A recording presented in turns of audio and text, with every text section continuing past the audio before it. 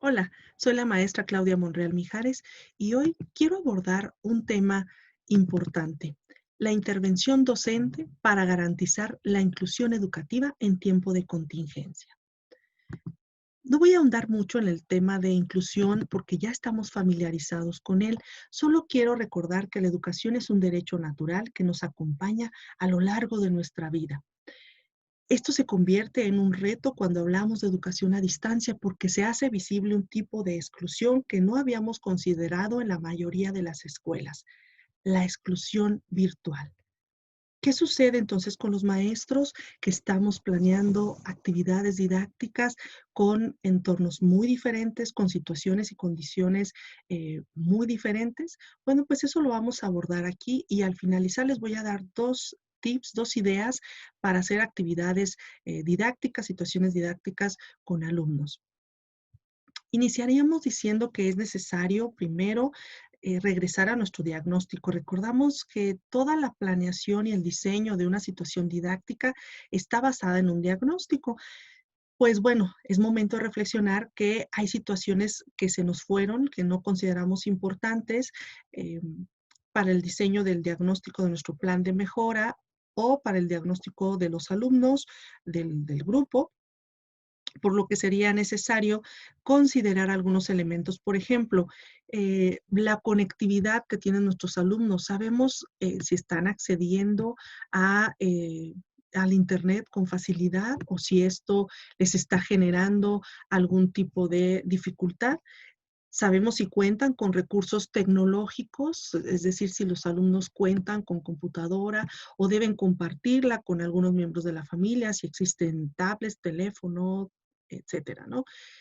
Creo que sería momento de hacer algún instrumento, diseñar algún instrumento muy pequeño, a lo mejor con algunos 5 o 6 ítems, preguntas, para conocer acerca de esta conectividad y estos recursos tecnológicos. Una vez que ya tenemos nuestro diagnóstico con estos elementos, nos podemos considerar otro tema importantísimo a la hora de diseñar una situación de aprendizaje, que es el contexto de aprendizaje. Por su parte, tenemos que tener muy claro que la casa no es el aula y que por eso las actividades que se están trasladando tal cual de la casa al aula o de la aula a la casa pueden estar fracasando.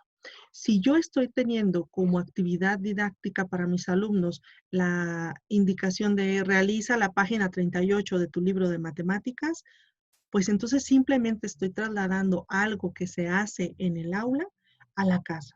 Y esto puede condenar a mi alumno a no lograr aprendizajes. Simplemente va a estar haciendo, va a tener evidencias de que estuvo haciendo algo, pero no de que estuvo aprendiendo. Otra cosa importante que hay que considerar que los materiales y los recursos didácticos son muy diferentes a los que se tienen en el aula. Muchos de nuestros alumnos están siendo cuidados por sus padres de familia, los más afortunados, pero no todos están en esta condición, porque hay padres de familia cuya situación laboral los obliga a seguir saliendo de casa. Entonces, las figuras de cuidado de nuestros alumnos son variables. Puede ser la abuela, puede ser los tíos, pueden ser los vecinos. Un día puede ser la abuela y el otro día una tía, en fin. Estos personajes no tienen una formación pedagógica, la mayoría de ellos no conocen planes y programas, no conocen orientaciones didácticas ni enfoques pedagógicos. Otra situación de este contexto de aprendizaje es que en casa hay más niños que requieren atención. En México el promedio de hijos es de 2 a 4. Entonces seguramente habrá más pequeños que demanden la atención de estos familiares para las actividades. Existe un ambiente muy diferente al cotidiano, a todos nos está pasando, nuestros hábitos están alterados, estamos comiendo a diferente hora, nos levantamos, nos dormimos en diferente horario y también estamos identificando emociones, nuestros alumnos están identificando emociones en ellos mismos que no conocían, pero también están viendo en papá, en mamá, en los adultos que los cuidan, emociones que no habían visto en ellos. Pueden estar viendo a un papá, una mamá frustrada por la situación económica, agobiados o bien asustados por que esto pueda llegar a pasarle a su familia. Ellos mismos pueden estar frustrados porque no pueden ir a ver a los abuelos, a los primos, porque no pueden hacer esa salida en bicicleta que hacían todas las tardes, en fin. hay una situación emocional muy diferente y ellos la están percibiendo en ellos mismos y en los otros. Una vez que hemos identificado los contextos de aprendizaje, entonces deberíamos tener congruencia con los contenidos que vamos a abordar y estos contextos. Es importante entonces llevar un registro de actividades que sea congruente con el contexto y por supuesto diseñar una evaluación que también sea congruente. Es decir, yo lo puedo evaluar con la misma rúbrica, con el mismo indicador, por ejemplo, entrega a tiempo todos los días las evidencias de su trabajo. Este indicador no lo puedo evaluar igual en mi alumno Y, que no tiene conectividad, que en mi alumno Z, que tiene conectividad y a quien cuidan sus padres y tiene computadora y tiene impresora y etcétera. No puede ser la evaluación un elemento de exclusión. Es decir, yo no puedo valorar el aprendizaje de mi alumno por su contexto, porque entonces estaría responsabilizándolo de algo que no puede decidir. La idea debe de ser muy clara. Los padres no pueden sustituir al docente. Por eso, cuando planeemos es muy importante no solo enviar actividades a los padres de familia, sino una planeación o un diseño instruccional. ¿Qué debe incluir? Pues instrucciones y consignas muy claras, que sean secuenciadas, que paso a paso dejen ver cómo debe realizar el alumno la actividad, especificar en palabras entendibles los aprendizajes esperados y las actividades que va a realizar el niño, considerando que las figuras que lo van a estar acompañando en ese proceso. Es muy importante, como una sugerencia, utilizar una metodología lúdica, aprovechar los recursos de casa, usar el juego como una forma de aprendizaje. Y aquí voy a utilizar un término que está muy de moda, la gamificación. En educación, recordemos que gamificar consiste en aplicar elementos y técnicas propias de un juego a un entorno formativo.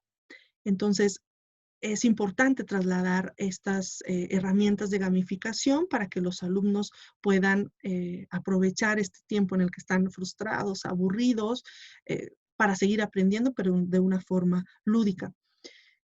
Y recordar que estamos ante un momento histórico para la humanidad. Entonces, no podemos evadirlo, no podemos evitarlo, nuestros alumnos son conscientes de ello y además puede ser una oportunidad magnífica para el aprendizaje socioemocional.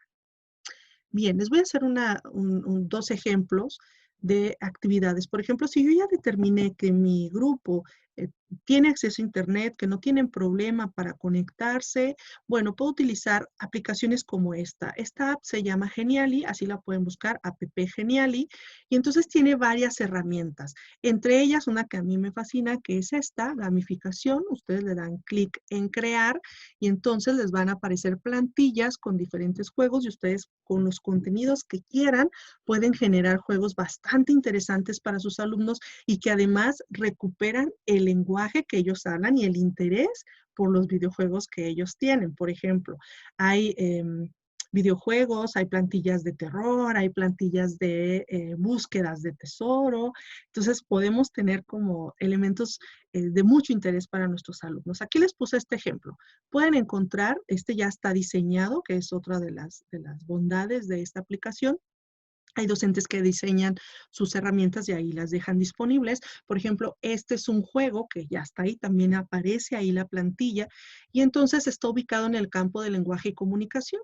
Este en particular se trata sobre verbos en infinitivo y entonces los niños van superando diferentes retos en el uso de los verbos en infinitivo y van cazando a estos personajes y logran ganar su juego.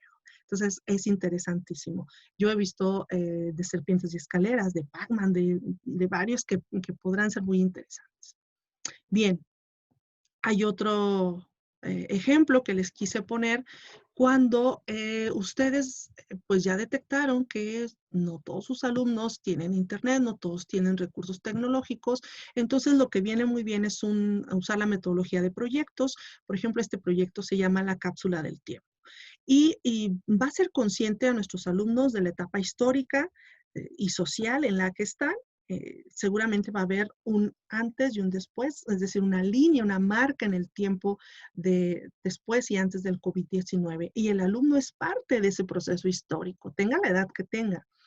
La duración aproximada es de 15 días y aquí les puse algunas actividades que podemos diseñar para nuestros alumnos, desde las más comunes como investigar sobre lo que ocurre actualmente, eh, pero también hechos similares del pasado, con algunas otras pandemias que existieron, hacer una línea del tiempo de eventos similares, entrevistas a sus familias, sobre cómo viven esta pandemia o si ya les había tocado vivir algo similar, hacer un emocionómetro familiar en el que podamos establecer cómo nos vamos sintiendo los miembros de la familia ante esta contingencia, elaborar un álbum con fotografías o dibujos o imágenes sobre mi cuarentena, cómo la estoy pasando. Otra idea puede ser que nuestros alumnos se conviertan en reporteros y entonces creen un reportaje que pueda contener fotos, videos, links, recortes de periódico, dibujos hechos por los mismos alumnos, elaborar tarjetas para intercambiar con la familia, las cuales contengan preguntas que nunca antes se habían hecho. Por ejemplo, si fueras un superhéroe, ¿qué superpoder tendrías? Si te concedieran un deseo, ¿cuál sería? ¿Cuál es tu mayor miedo? En fin, cosas que generalmente no nos preguntamos y que nos van a hacer acercarnos como familia. Otra actividad sería elaborar un cómic tomando como superhéroe a un miembro de la familia para que venza al villano COVID-19.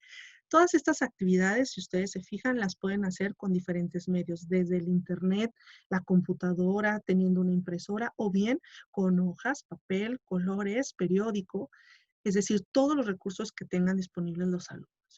Bien, pues ojalá tengamos oportunidad de hacer algunas otras cápsulas donde podamos dar más tips de algunas actividades que se pueden hacer, acercarlos un poco más a la gamificación. Por mi parte es todo. Les deseo mucho éxito y los felicito por este esfuerzo enorme que como docentes estamos haciendo para llegar a cada uno de nuestros alumnos.